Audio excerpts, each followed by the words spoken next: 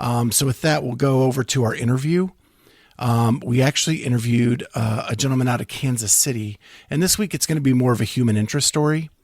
And it's a story about a guy who, on the surface looked like he had it all.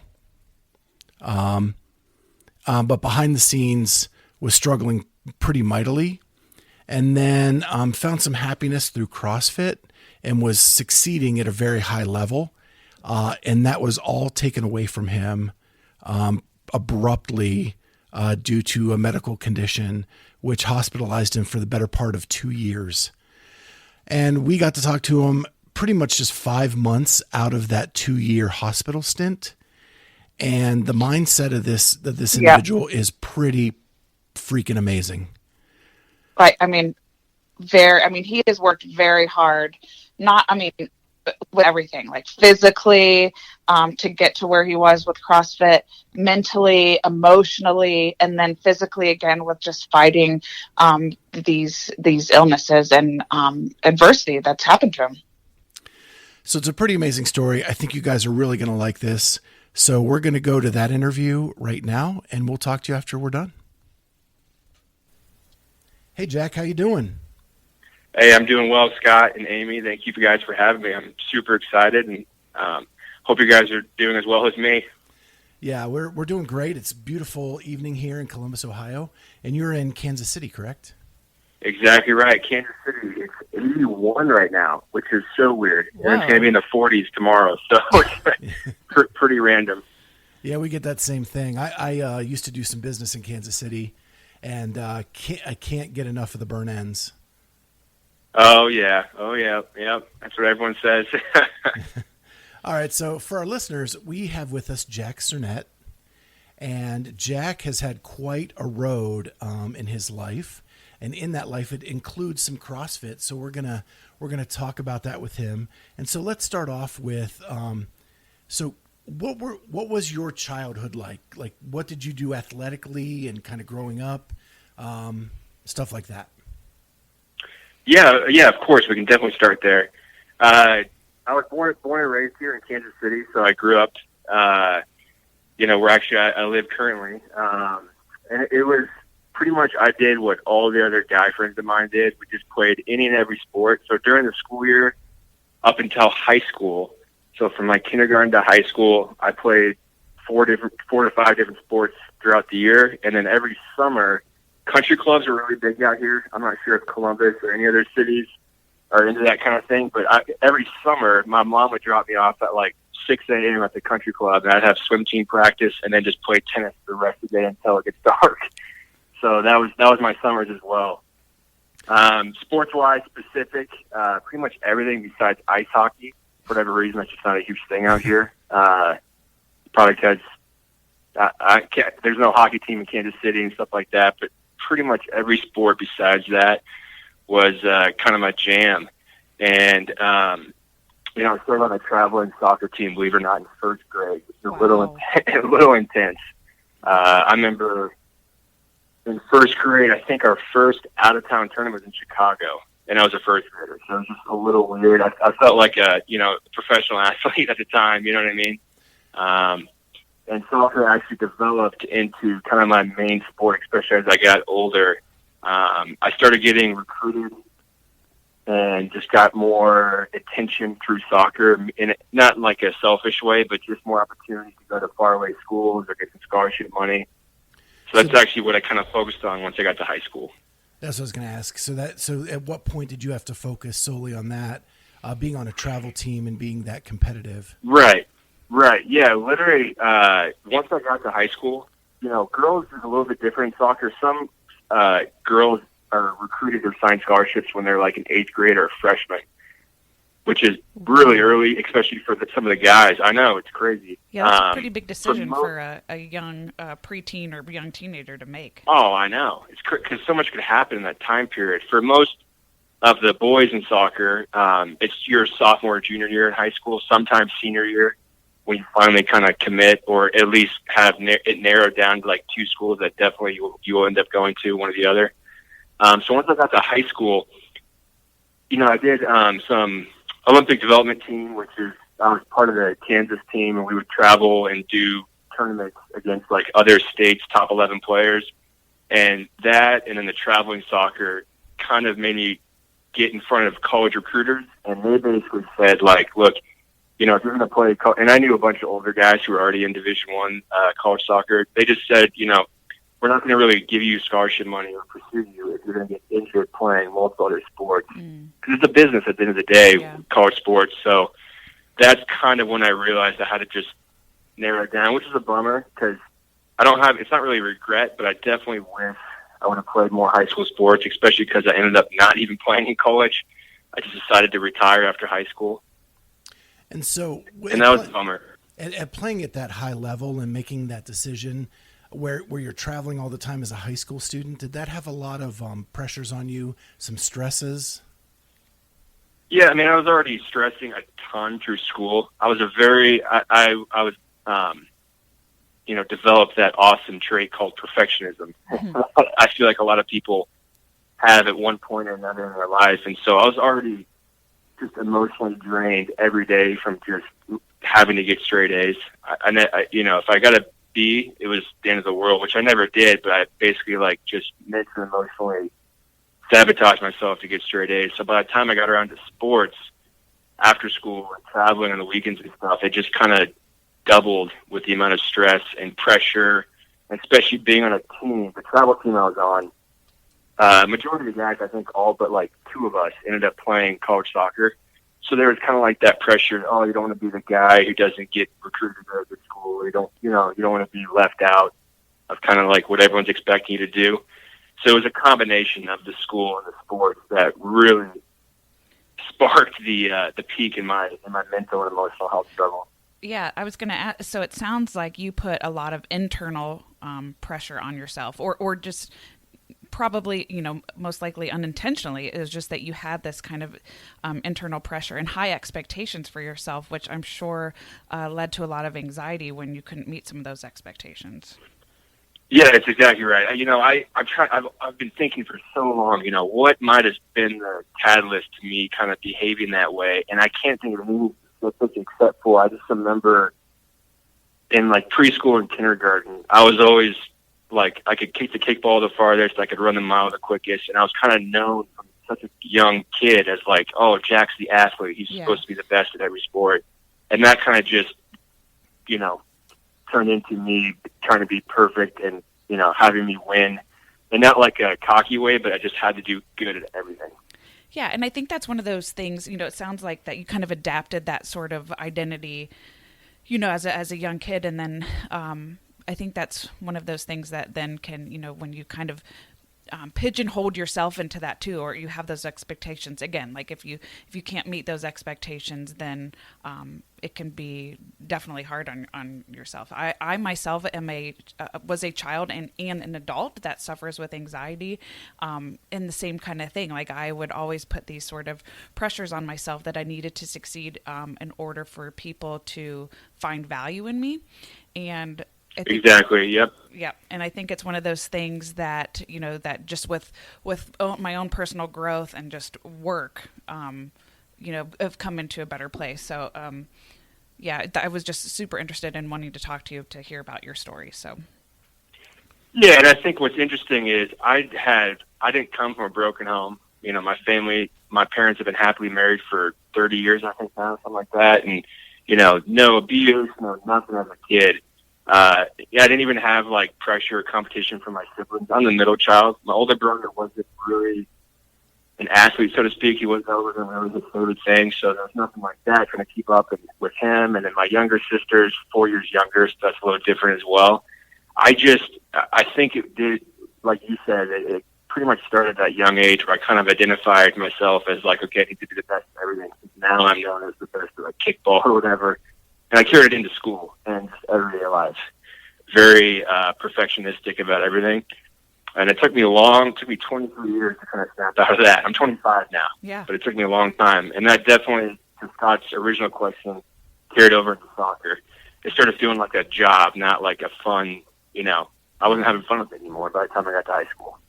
So at any time during that that era where you were putting this pressure on yourself, did you seek help in any way, or were you just trying to manage it all on your own? Yeah, believe it or not, I started seeing a psychologist in second grade. I mean, that's how young I was. And I even remember in like kindergarten and first grade just having really bad panic attacks, anxiety stuff. For whatever reason, I started getting very like cautious and paranoid about my looks and stuff, even in like second grade. I remember I used to like push my stomach in a lot for no reason. It was just, one thing led to another. It started with anxiety, and that became pretty overwhelming. So then I got stressed, and then the stress led to like the perfectionism, and then the depression, and really bad eating disorder later on in high school. But yeah, I started from a young age, and I think I was just, by the time I started seeing someone for help, like talk therapy and stuff in second grade, it had already been 2-3 years of pretty intense personal struggles. So I was almost used to being in pain or suffering. Like, it felt weird if I wasn't struggling with something. So I really kind of just self-sabotaged to the point where that didn't do anything good for me. I mean, it was great to have someone to talk to and stuff, but I was just getting worse year after year. So the stuff I got help from didn't necessarily take effect like it probably should have. Well, and it's so amazing, I think, that how much torture can be in one person's mind, and even at a young age. So I started having anxiety. I mean, I remember being 5 years old and being afraid to go to restaurants because I had this fear. And so it really can control your life from a very young age, and can be a, kind of a lifelong, I tell people that I've been managing my mental health or my anxiety my whole life. But I just think the more experienced and more like open that we are in sharing our stories is just really important for other people, because there's so many other people who also are suffering too. So I really 100%. Yeah, I completely agree. I developed a pretty good poker face from a young age where, I was in school and at friends. I mean, no one knew I was struggling with stuff. Even really my parents didn't even, I mean, they knew I was like struggling with anxiety and stuff, but I just got really good at putting on an act, and that was even more draining and depressing, trying to be someone I'm not, because I didn't want to seem as like, I didn't want any pity or, didn't want to seem weak because I was a athletic kid and, I'm a male, so that ego kicks in, and so that was the struggle for sure. So now you've dealt with that through high school. And you said that soccer started to feel like a job, and is that why you gave it up and didn't pursue it in college? Yeah. I mean, I developed some pretty, it seems like every year I had a pretty serious sports injury, and I just kind of got tired of putting so much effort into being the best athlete I can, and then just kept having to get stopped in my tracks by pretty bad injuries. Ever since a kid. I mean, I have black eyes, a lot of my little kid pictures, but even stuff like in 8th grade, I broke my left foot. And then 3 months later, after it healed, I broke it the very next day. So my 8th grade year in school, I was on crutches for 8 months, my 8th grade year. And that definitely had a negative impact on my 8th grade psyche, because I wasn't able to play sports, or, I was on crutches for 8 months. So that was definitely probably not the most helpful thing for someone in 8th grade who had already been struggling with stress and anxiety and stuff like that. And then, when I was a sophomore in high school, I had another bad injury. I had compartment syndrome in my right thigh. I don't know if you guys have ever heard about that injury. So basically, I have a foot-long scar in my right thigh, and basically I just got really big collision in a soccer game. And later that day, my thigh swelled up, double the size of my left one, and they had to do an emergency fasciotomy. And that took a year to feel like I was 100%. And so that was like another, like, oh gosh, this sucks. And just multiple other things that we don't need to go into, broken noses, concussions, you name it. But the weird thing is, if I had learned how to respond differently to all those physical adversities, I probably would have kept playing soccer. I just responded the same way, and I was just going through all of it instead of growing through it. And like I said, it took me 23 years to finally realize there's got to be a better way to overcome adversity or anything that doesn't go the way I want it to. There's got to be a better way, because it was just miserable trying to deal with all that stuff. So that's basically why I stopped soccer.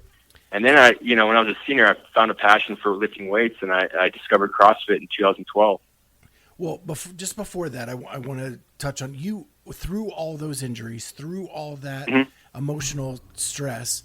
You ended up being all-state soccer, like top 11 in the state of Kansas, correct? Yeah, I was actually pretty successful in that. I was first team all-state my senior year.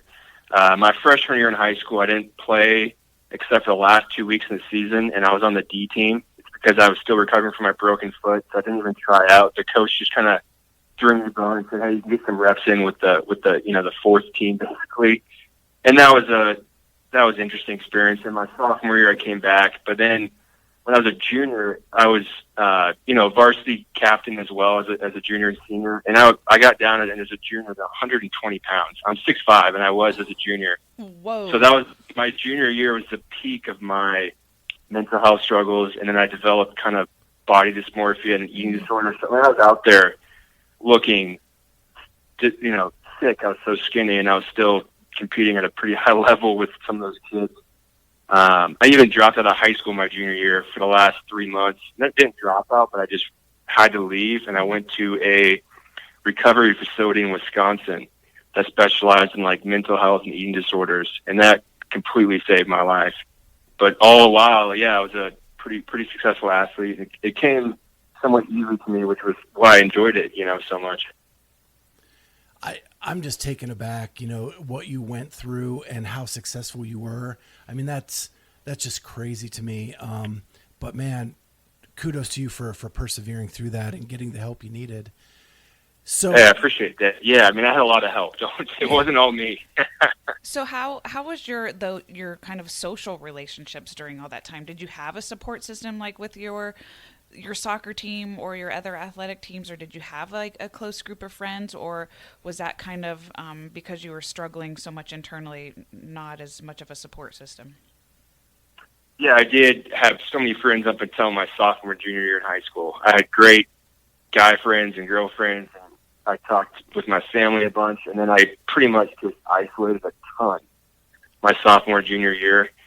It was so draining to me to go to school all day and pretend like nothing's wrong. Yeah. And then I'd come home and just basically cry in my closet because it was just so draining being an actor, Mm-hmm. And even my friends my senior year said you hardly spoke at all, like during the day even. And I was not even a fourth of a version of who I am today. I mean, it was such an obvious change to people around me that probably must have scared them a lot. But definitely I isolated, wasn't very social, and it was all by choice. Yeah.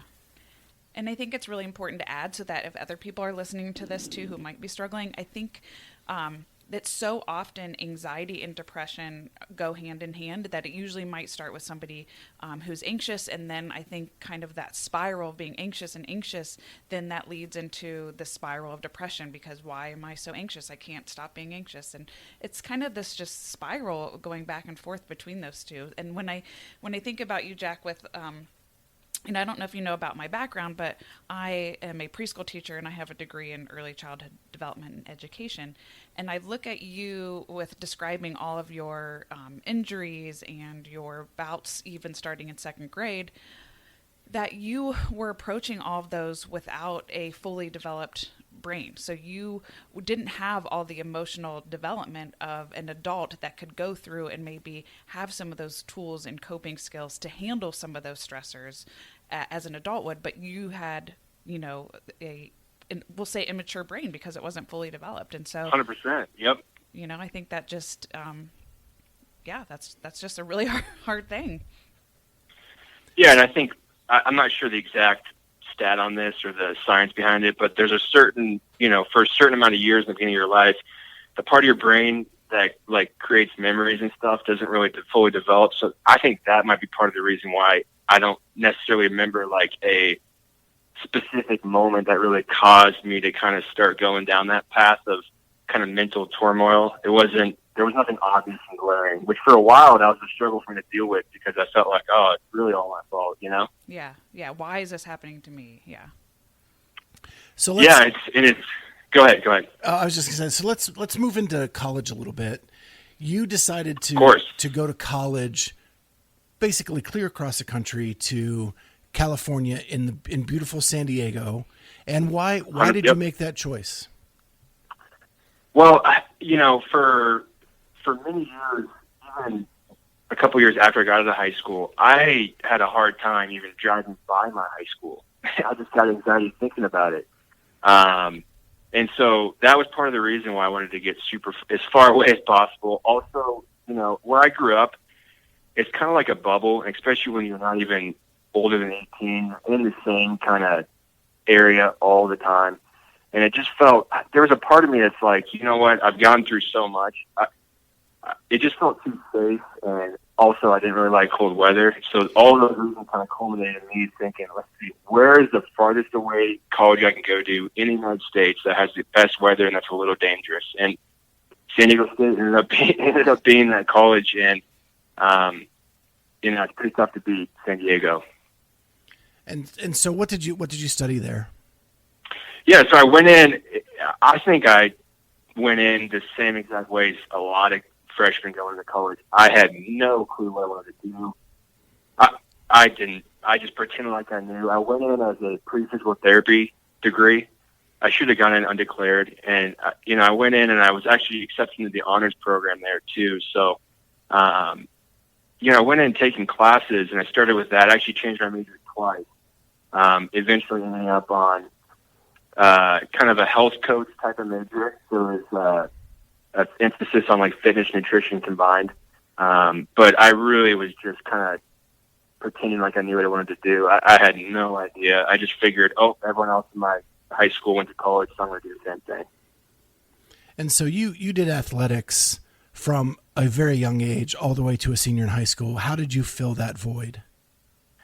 I filled that void by actually part of what I really found a liking for was after my soccer season in high school ended my senior year, which was in the fall. During the spring, I'm such a competitive guy, and I like pushing myself, and I like challenges, probably because of just a bunch of the challenges I grew up with, and I kind of just developed a habit for wanting to have to work for something. I found CrossFit and weightlifting, and it became such a peaceful escape for me.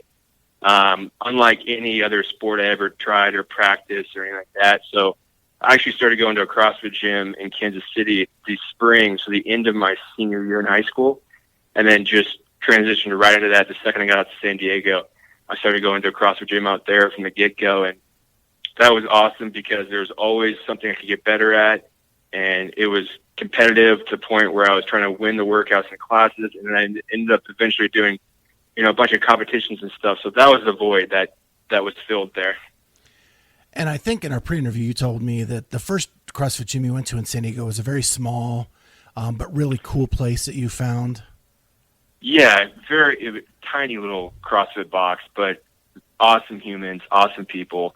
There was no like quote unquote high level CrossFitters. There's a lot of just everyday people who have no goal of trying to do a competition or anything. They just want to move and stay healthy.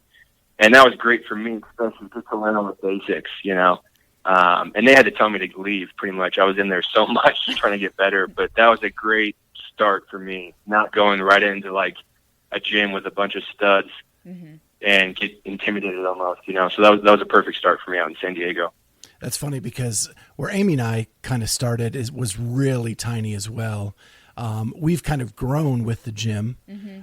We're in our fourth location. That's awesome. Fourth location now over 10 years? Yeah. And we started just in the back of a volleyball center in a small little area, and now a massive, huge 8,000 square feet, I think. Yeah, it's huge. So cool. At some point, you decided that you needed some competition to push you, and so you went to a world famous CrossFit gym. Say it again. And you went to a world famous CrossFit gym then. That's correct. Yeah, actually, about a year and a half into me being in San Diego. So, gosh, that was 2014 is when I started training at CrossFit Invictus out in San Diego. And that was coincidentally also when they opened up, they only had one location at the time when I first got there. They just opened up a second location, which is small. And then within a year, they actually opened up a gigantic location in another part of San Diego in SoCal. So that was a good timing for me because there's just the availability of equipment and coaching and the number of members they have there. I just grew so much in the sport, and I decided to start going there mainly because I graduated high school weighing 185 pounds. And then by the time I got to Invictus, I was like 225 or 230. And I just, from working out and eating, I just got bigger and stronger. And I did a couple competitions before I joined Invictus, and they went pretty darn well. So I was like, gosh, I just want to keep challenging myself. So that's why I started there in 2014. And that was the year they actually won the CrossFit Games as a team. So that was a pretty exciting year to kind of be part of that community.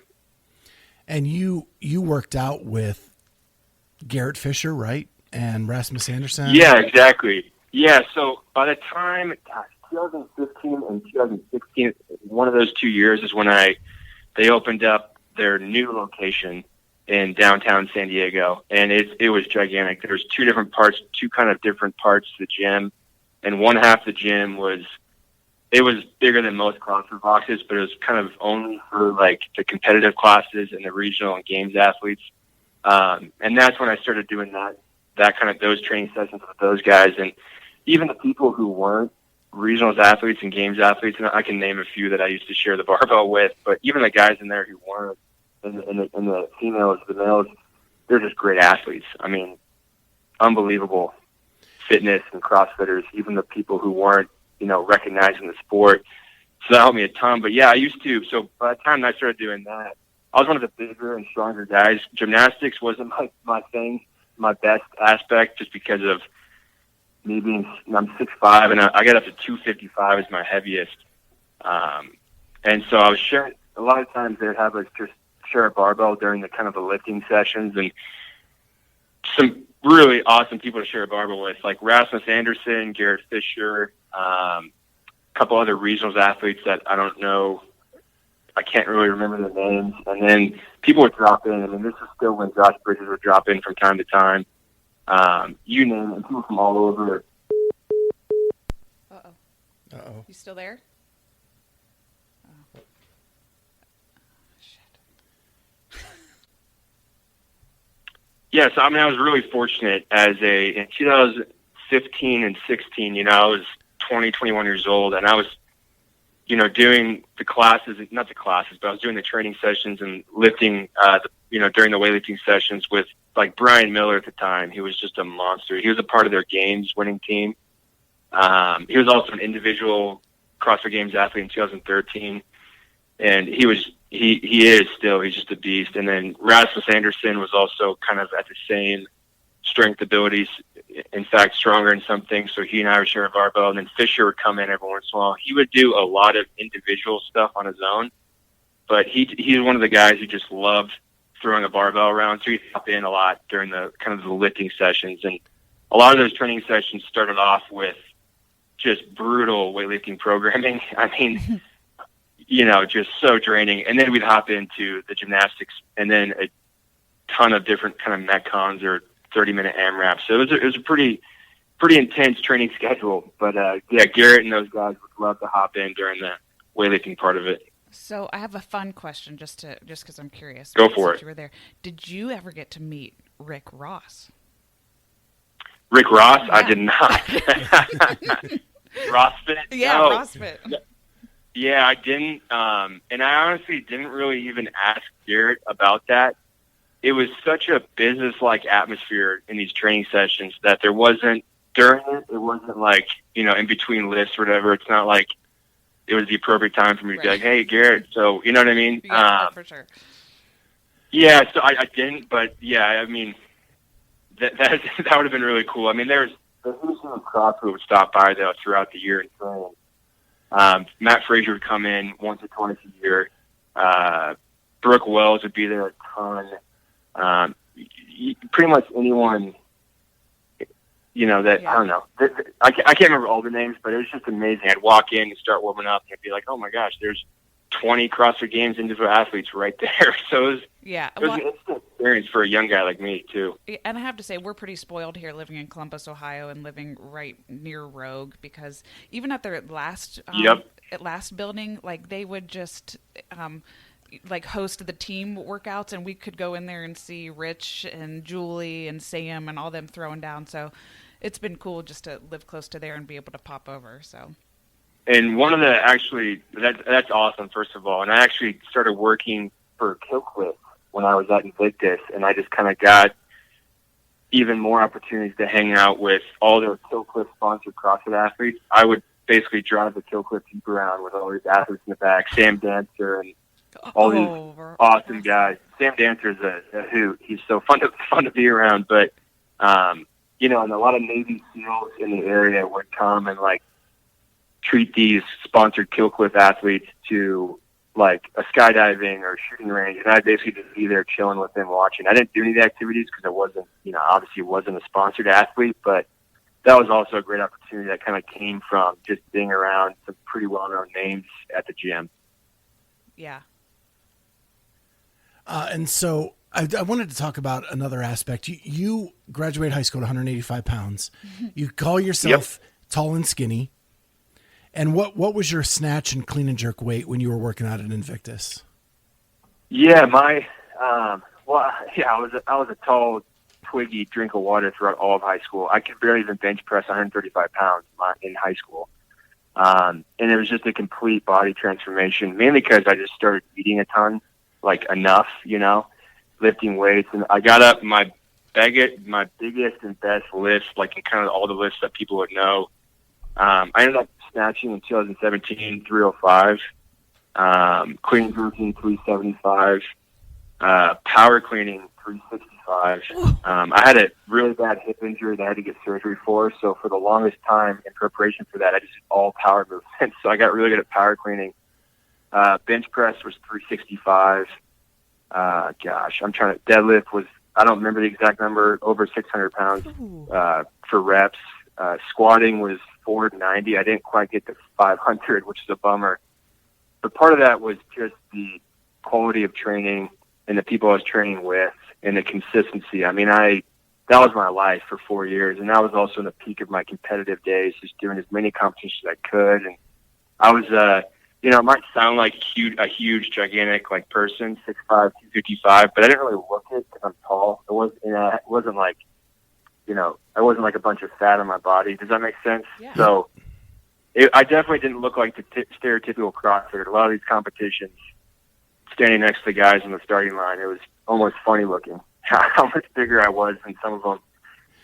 But that was my favorite, just throwing some weight around. I loved it. Absolutely loved it. That was awesome. So I want to wrap the Invictus stuff up with one more little thing. You actually worked for Invictus, correct? I did, yeah. I was one of their front desk managers, and I helped kind of. I wasn't called like the salesperson for them, but anyone coming in, and there was always tons of people coming in to get information to join. It's basically my job to sell them on why to join the gym, which wasn't that hard for a lot of people because it's just the name behind it. But that was my job I worked there for a little over a year. And so you worked for CJ Martin. I did, and he was around. He and his kind of other people might call him this, but Santino Marini does a lot of the programming as well. He's kind of CJ's right-hand man. He is in every competitive training session. He coaches pretty much every Invictus CrossFit Games athlete. He's like their one-on-one coach, and so the two of them were in the training sessions a lot, coaching us and just talking with us. And then, yes, I did work for CJ as well as part of his staff. Well, cool. So you had a really cool experience at Invictus, and that's pretty awesome. And I think that was great. You told me you had gotten to a point where you were beginning to qualify for some pretty major events. You were winning some local competitions, and then you suffered a few more injuries. Yeah, so I think 2016 or 2017, I was on Invictus. Started in 2016, 2017. They started having multiple teams qualify for regionals through the Open, and I was on the roster for the second team, so I wasn't at the games level yet, the team that basically would win every competition. And then individual competitions, I mean, out in California, there's so many different CrossFit gyms, so there's pretty much a competition every weekend if you wanted to do it, which was a little much. But, yeah, I was really seeing some success and benefit there, and I absolutely loved it. And then I tore my labrum in my left hip, and I got a small stretch fracture on my femur as well from just training on it, kind of being stubborn and telling myself to suck it up. And then actually my last major injury before everything came to a halt was I blew out everything in my shoulder, biceps tendon, labrum, rotator cuffs. I had Popeye arm because my tendon came off the bone. Oh. So that was an interesting time where, you go from the day before I was, snatching 305. The next thing I know, I'm getting surgery in a sling. That made me throw up in my mouth a little, I gotta say. Oh, sorry about that. Just have a weak stomach when it comes to medical stuff. So okay. you kind of mentioned that everything eventually comes to a halt. And so it was your birthday. 2017, so I turned 23. And something happened that day. Do you want to walk us through that? Yeah, this was... Go ahead. I just said, do you want to walk us through that? Yeah, I can kind of... From that point, so September 20th, 2017, up until... Even now, I'm still dealing with some stuff, but up until pretty much January of this year, I struggled immensely with... So I was diagnosed with stage 3 chronic kidney disease. My bladder wasn't working anymore. My ureters weren't working. My kidneys were... I was developing chronic infections. So for 2018 and 2019, I was in the hospital. In 2018, I was in the hospital over 300 days that year, and I had 9 surgeries that year. And then in 2019, I was in the hospital over 250 days, and I actually had my 2 biggest surgeries. My last one I got in 2019 was a reconstructive surgery, and it was a 12.5-hour surgery. So that was an interesting experience. But, I had no prior kidney problems or any health problems besides just sports injuries. But that was the start of such an amazing learning experience for me, because by the time I was 23, I still was dealing with life in the same kind of not successful way when it came to adversity and stuff. And, everything was just dropped. I mean, I was in the hospital on the night of my birthday. I was in there for 2 weeks. And then from that day forward, every 12 days or less, I was back in the hospital with a kidney infection, sepsis, or surgery. Jeez. Wow. So I think when we talked, you said about 6 months in to that repetition of going to the hospital, you developed really bad sepsis, and then there was a transformational Correct. moment there. Yeah. So the first 6 months I handled it terribly. Admittedly, I was just stressing and worrying about things that are 100% outside of my control. It was causing me to kind of creep back into some depression. I had already lost 6 months in about 40 pounds just from all of the surgeries and sitting in the hospital and just melting away. Mm-hmm. And then, unfortunately, about 6 months in, I developed, I started with a kidney infection, but I just was stubborn and decided not to go to the hospital right away. And then I actually developed into sepsis and then septic shock. And, when I got to the ER that day, they immediately took me to the ICU because my symptoms were so severe. Fever wouldn't stop. The pain was ridiculous. My blood, sepsis is an infection of the blood. So my blood was a mess. My heart valves are starting to kind of show abnormal signs, because what sepsis does is it starts in your blood, and if it doesn't get treated, it starts to affect all your other organs. So that was a scary moment. When I got into the ICU, when your nurses and doctors they look like they're scared. They look like someone scared them. Mm-hmm. I wasn't dumb. I had a feeling like this is not good, and the doctor was really great though. Right away, he said, it's either going to go really good, really quick, or it's going to get bad really quick. And I can't remember what time of the day I got into the ICU, but, I was in there for 6 days until things finally settled down, and slowly they started to get better. But, you know, they didn't tell me directly you're going to die, because sepsis and septic shock kills more people per year than breast cancer. It's pretty sketchy thing to have. And when things weren't getting better, and the nurses, I could just tell by body language, I started to kind of panic. They're throwing ice bags all over me. It kind of just, when I got through that, you know, when you flirt with the Reaper and kind of think, gosh, it's done, it's over, you know. After that moment, everything that wasn't almost dying seemed like a piece of cake, like totally juvenile to even stress over. So that was one of the worst and best moments of my life. Was coming out of that, my perspective was just permanently changed. And that was the craziest thing. And that was also the best thing that could have happened to me, because that was just the beginning. You know, I had septic shock a couple more times later on. And, you know, that was 6 months into a 2.5-year battle. So that was, for whatever reason, my brain just kind of snapped into that. And I started to kind of realize, you know, what's in my control and what's outside of my control. Stress and all this other stuff is not going to help. It's going to hurt. And I also had the thoughts of, the second time I got septic shock, I was thinking to myself, okay, if this is my last hour alive, do I want to live joyfully or die miserably and be crying? And I just made the conscious decision, like, you know, why not just enjoy it if it's actually my last hour, you know? And that was the game changer. That 6 months in, that first septic shock was just a blessing in disguise. So were you in California when this happened, or were you back in Kansas City? Yeah, I lived in San Diego up until January of 2019. Okay. So I was out there in 2013, and then it started in 2017, all the chronic kidney disease and chronic illness stuff. And that was interesting too, because right back into isolation. My best friends were the nurses. You know, my family's all in Kansas City. I had no one out there. Yeah. I had friends who'd visit me in the hospital, but it was like 30 minutes, you know, so I had a lot of time with my thoughts, especially because a lot of the meds they gave me caused my vision to get really blurry to the point where I couldn't even text. And so, you know, I challenge anyone to just sit and do nothing, just stare at a wall for 30 minutes. Most people will get very uncomfortable, you know, just sitting by themselves with no noise, no nothing. And I got so used to that I started to enjoy it. But yeah, that was an interesting experience, going through all that pretty much alone. So let's turn the page to where you are now. You've been out Correct, of the hospital since January, and you've taken what you've learned during this big traumatic event and turned it into basically a new career for yourself, right?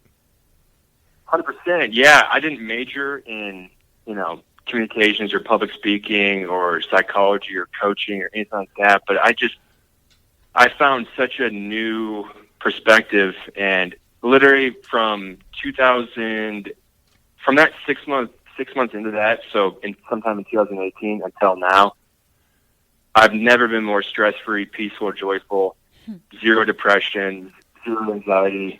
It's pretty insane. I'm a completely different person. And so that kind of sparked into me starting a speaking career. I started off speaking to different high schools and middle schools, and I got some conference keynote speeches as an opportunity. And then I started getting hit up on, you know, either text or social media. People were kind of asking me just for advice, or just a simple question like, hey, you know, you went through this, I'm going through something similar. What do you suggest? And that kind of turned into a coaching aspect as well, which has been amazing. And yeah, if you were to ask me in 2017, I'd be doing what I'm doing now for a career of speaking and coaching, I would have laughed. I wouldn't have ever guessed it. And I find it so interesting that you say, I mean, so powerful that you say, you know, the most peace and joy you ever had was probably during the most actual stressful time in your entire life. And the fact that, you know, that you've taken that, and, you know, you said you don't have a degree in that, but in public speaking, and nothing against people with a communications degree, but I think it just goes to show that when you have a story to tell and you have passion behind that story, that people want to hear that, and that people benefit from that. Exactly. Yeah. I mean, it was, you know, I just started to simplify things, because for most of my life up until that point, I was trying to do 20 different coping mechanisms, and I was getting advice from 50 different people, and they were all different pieces of advice, and it was just so overwhelming trying to turn my life around mentally and emotionally. And I started really simplifying stuff. That's how my brain works the best. And I also disassociated my attitude with my physical suffering, because just because you get an injury or that you're having a really intense surgery doesn't mean, not once did the doctor tell me now you have to be sad and depressed. They were only talking about my body, and that was a game changer as well. And like I always tell people, suffering is completely optional. Pain is going to be there, adversity is going to be there, but I'm proof. I'm not some amazing superhero. I was the exact opposite for 23 years. And, life isn't what happens to you. It's simply just how you respond. And so you are not slinging around heavy snatches or heavy clean and jerks, but you're back to CrossFitting, right? Yeah, definitely. I'm not taking any classes still, especially now because classes aren't happening with the current, physical and social distancing. But I developed so many after I was able to stay out of the hospital, I had so many gigantic scars in my abdomen, in my back, my waistline and stuff that my chance of hernias was very high. So I still haven't even done like a class, but I've been doing a lot of training on my own and with one of my buddies who's a personal trainer and a CrossFit athlete himself. So yeah, I'm back in it. I mean, I'm snatching and stuff and clean jerking and doing everything I did before. Just I'm not nearly as strong or in the best shape compared to what I was in 2017 before kind of the chronic illness struck. So I'm there. I just snatched 2 days ago. I snatched 245, but compared to 305, and that felt like a 500 pounds. So we're getting there, making progress. Wow. Yeah. Wow. I have never snatched 245 in my life, so that is really awesome. Yeah, I mean, progress equals happiness, and that's just kind of what I'm trying to do every day, just progress in something, whether it's with the physical fitness and the CrossFit, which is so nice to have back because I didn't work out for over 2 years and stepped foot in the gym. So yeah, it's such a blessing to have that back. That's for sure. Well, I just want to end it with you being able to tell our listeners that you also have a podcast. And what's the name of that podcast so you can let people find you? Yeah, I'm the co-host of a podcast called the Triad Health Podcast with a good buddy of mine, Taylor Smith, and we actually are fairly new into it. I think we just recorded on Monday our 15th episode with a guest as well. So I mean, we're super new to it, but he's got a big background in fitness and nutrition, and I have a little bit of knowledge in that, obviously, but mainly the mental health and emotional health aspects. So together, it kind of creates, in our opinion, the triad of health: your fitness, nutrition, and emotional and mental health. So that's kind of what our podcast caters towards, and we're just getting started. We're trying to, and you're available how to reach where? as many people as possible. What's that? And you're available where? I'm available through, so I have a website, just www.jacksernett.com. You can find all of my speaking and coaching information on there. There's some videos and some other stuff that people might like to see. And then through social media on Instagram, I'm at I am Jack Sernett. And then Facebook and You better spell that. TikTok is just my name, Jack Sernett. How do you spell your last name? Sernett. Well, Jack, we want to thank you so much for taking some time with us tonight. That is such an inspirational story, and I'm so glad you shared that with our listeners. Yes, thank you so much. I think that's going to help a lot of people, and I know that's one of your goals, so I appreciate you sharing your story with us. Yeah, no, you guys don't have to thank me. I need to thank you. You guys are doing some great things, and anytime someone wants to hear me talk, I'm so grateful. And yeah, I mean, I hope people can just kind of realize, like, there's everyone struggling with something, and if my, not superhero, person, if I can do it, then anyone can do it. Because I was an absolute mess for most of my life, and now it's the exact opposite. So it's literally possible for anyone to literally just have joy and peace every day. It's just a simple decision, and then you act accordingly. Well, thank you very much, and we'll let you go, and we'll talk to you soon. Awesome. I really appreciate it, guys. All right. Bye. That was an amazing interview with Jack, and I hope you guys really enjoyed that. I know it was fun to see Amy in her element, and being able to talk about some of the issues that Jack went through. And big shout out to Amy. You know, it's cool seeing you just do what you do best, and you did great during that interview. Well, thank you. So I just wanted to finish it up with telling everybody that, just remind them that they can follow us on both Facebook and Instagram. Facebook is the Clydesdale CrossFitter, and Instagram is at the Clydesdale CrossFitter. You can follow us on either of those social media places, and then now we'll have the YouTube channel called the Clydesdale CrossFitter and Friends Podcast. And I'm still getting some requests for stickers and magnets. And I'm still working on getting that store up for our t-shirt merchandise. So that's coming soon. And if you want a sticker or magnet, just DM me on Instagram, sending those out free of charge to people who just want to have them in their collection. So I've actually sent out quite a few. I was really surprised. Really cool. And I'm happy to do that for whoever wants them. So go ahead and DM me and I'll get another couple batches out. Awesome. And with that being said, we'll see you next week on the Clydesdale CrossFitter and Friends. Bye. Yep.